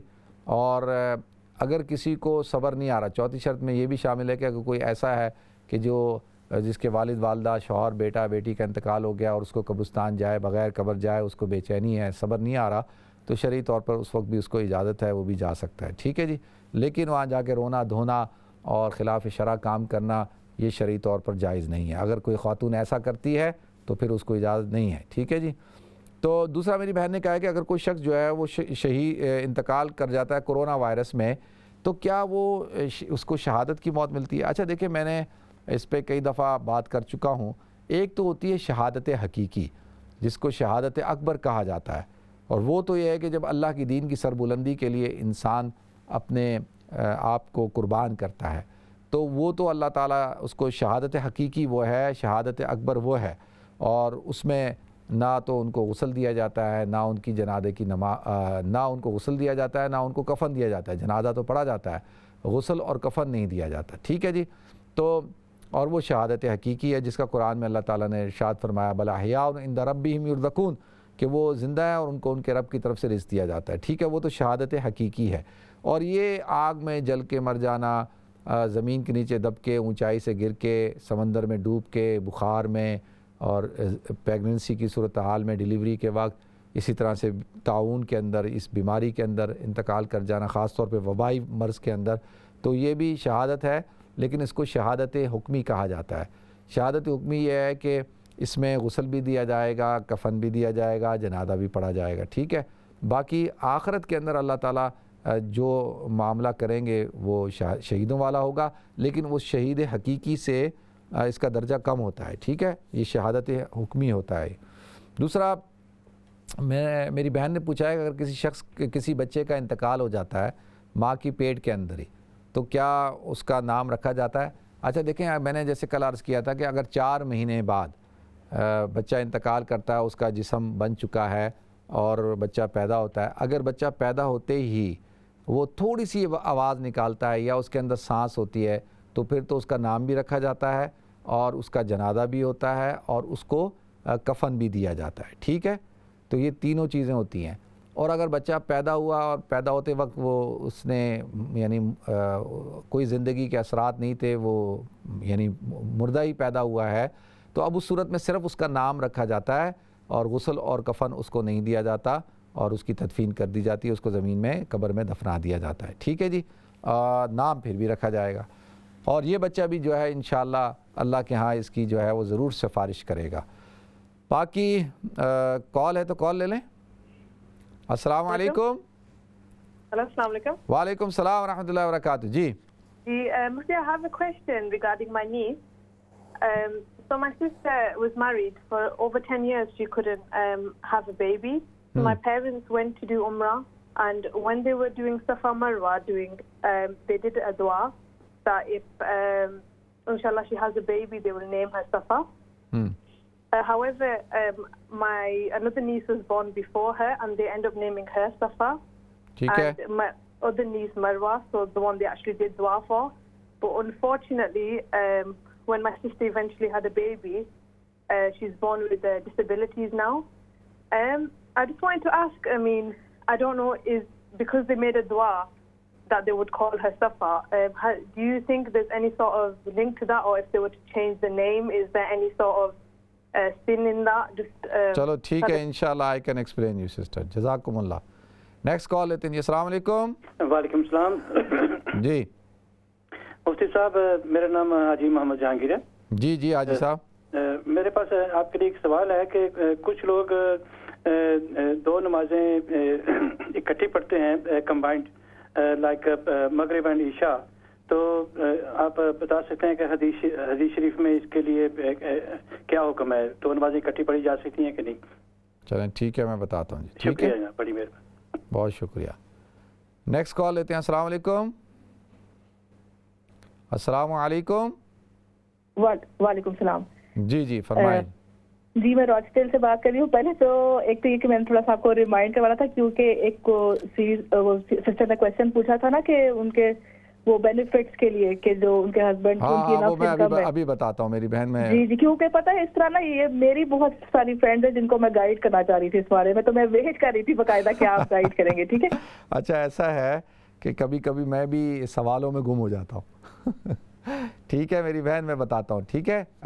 اسی سے شروع کرتے ہیں۔ السلام علیکم۔ جی وعلیکم السلام۔ جی مجھے پوچھنا تھا کہ وہ جو ابھی نیو لا نکلا ہے جو organ ڈونیٹ کرنا ہے، اس کے بارے میں ہم کر سکتے یا نہیں کر سکتے، اس کے بارے میں ذرا بتائیں۔ چلیں ٹھیک ہے، میں بتاتا ہوں جی، ٹھیک ہے؟ بس جواب دیتا ہوں میں۔ پہلے تو بینیفٹ والا ہی جواب دے دیتا ہوں۔ اچھا میری بہن نے سوال پوچھا تھا کہ ان کے شوہر جو ہے وہ ہفتے میں مثال کے طور پہ 6 دن کام کرتے ہیں یا 7 دن کام کرتے ہیں، لیکن وہ شو یہ کراتے ہیں کہ وہ 4 دن کام کر رہے ہیں، تو کیا ایسا شرعی طور پہ ان کے لیے کرنا جائز ہے؟ ایسا وہ کر سکتے ہیں؟ اور ایسا کرنے سے جو ان کو انکم ہوتی ہے یعنی جو بینیفٹ لیتے ہیں، وہ بینیفٹ کی رقم ان کے لیے جائز ہے؟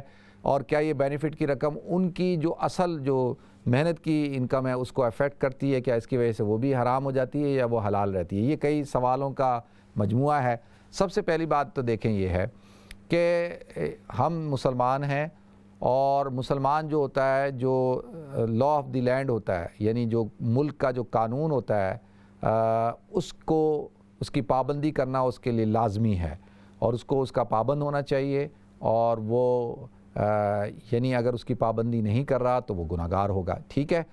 اور ایک بات، دوسری بات یہ ہے کہ اگر آپ کوئی شخص جو ہے وہ کیش ان ہینڈ کام کر رہا ہے، وہ کام کرتا ہے لیکن شو یہ کر رہا ہے کہ جی وہ بے روزگار ہے، اس کے پاس جاب نہیں ہے، لیکن وہ کہیں پہ کام کرتا ہے اور کیش لے کے پیسے ڈال لیتا ہے۔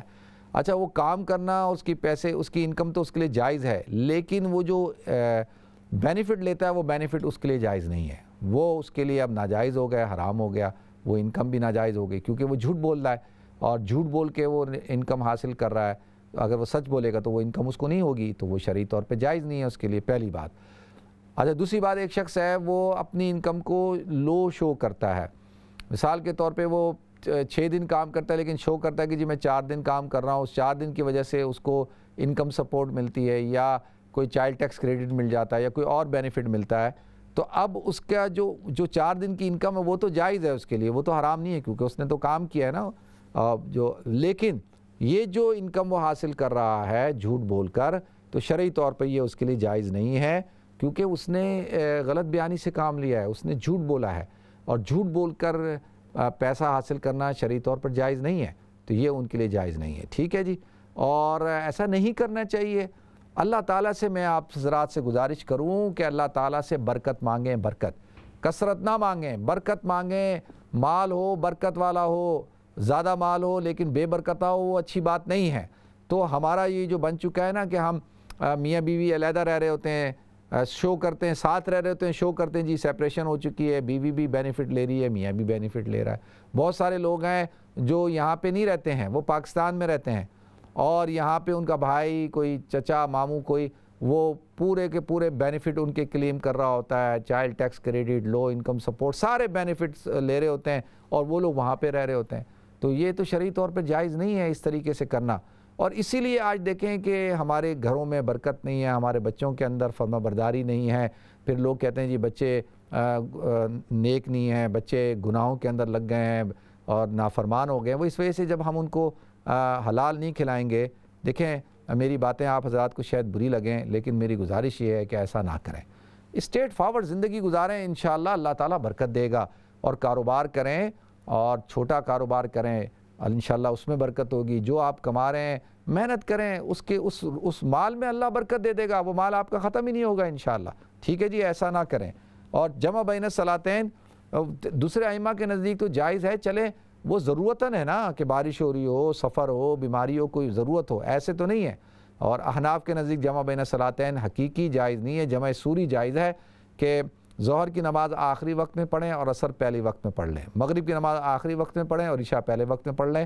اس کو جمع سوری کہا جاتا ہے. تو احناف میں یہ جائز ہے, اور باقی ائمہ کے نزدیک جمع بین الصلاتین حقیقی بھی جائز ہے, لیکن وہ بھی مجبوری میں ہے, ایسے بغیر مجبوری کے یا ضرورت کے ان کے ہاں بھی جائز نہیں ہے. ٹھیک ہے جی.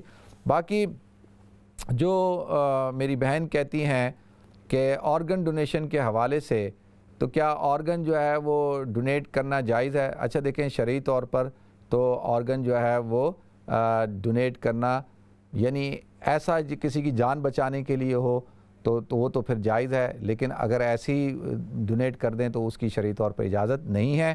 دوسرا میری بہن نے کہا ہے کہ جی وہ ان کے والدین گئے تھے, انہوں نے صفا مروہ پہ نیت مانگی کہ ان کی بیٹی کے ہاں جب بیٹی ہوگی تو وہ اس کا نام صفا رکھیں گے, دوسری کا نام مروہ, ایسے کچھ, اور وہ بچی پیدا ہوئی تو وہ ڈسیبل تھی. تو کیا اس طرح سے کیا یہ اس وجہ سے ہوا, نام کی وجہ؟ نہیں, اس کا کوئی اس سے تعلق نہیں ہے میری بہن, اس کا تو اس سے کوئی تعلق نہیں ہے. اور یعنی اس کے اندر تو کوئی ایسی, اس کا اس سے کوئی لنک نہیں ہے. ہاں نام کوئی بھی رکھ سکتے تھے, ضروری نہیں تھا کہ صفائی نام رکھتے یا مروی رکھتے, کوئی بھی نام رکھ سکتے ہیں, لیکن اس بچی کی ڈسیبلٹی کا تعلق اس نام کے ساتھ نہیں ہے, یا ان کی اس نیت کے ساتھ نہیں ہو کہ انہوں نے دعا کی کہ بھئی اگر اللہ بچی دے گا تو اولاد دے گا تو ہم اس کا نام صفا و مروہ رکھیں گے. ٹھیک ہے جی, اس کا تعلق اس چیز سے نہیں ہے. تو اللہ تعالیٰ جی ہم سب کو عمل کرنے کی توفیق عطا فرمائے. اللہ تعالیٰ جو ہے وہ ہم سب پر اپنا خصوصی کرم فرمائے. جو لوگ بیمار ہیں اللہ ان کو صحت کاملہ دائمہ عاجلہ مستمرہ عطا فرمائے. ہمارے علامہ قاری تصور الحق مدنی صاحب جو برمنگم والے ہیں وہ بہت زیادہ بیمار ہیں. آپ حضرات سے میری گزارش ہے کہ ان کے لیے دعا کریں کہ اللہ تعالیٰ ان کو صحت عطا فرمائے. اور سید منور حسن صاحب امیر جماعت اسلامی صاحب کا, وہ بھی بہت بیمار ہیں, وینٹیلیٹر پہ ہیں, ان کے لیے بھی دعا کریں کہ اللہ تعالیٰ ان کو بھی صحت کاملہ دائمہ عاجلہ مستمرہ عطا فرمائے. ناظرین انشاءاللہ کل ملاقات ہوگی. السلام علیکم ورحمۃ اللہ وبرکاتہ.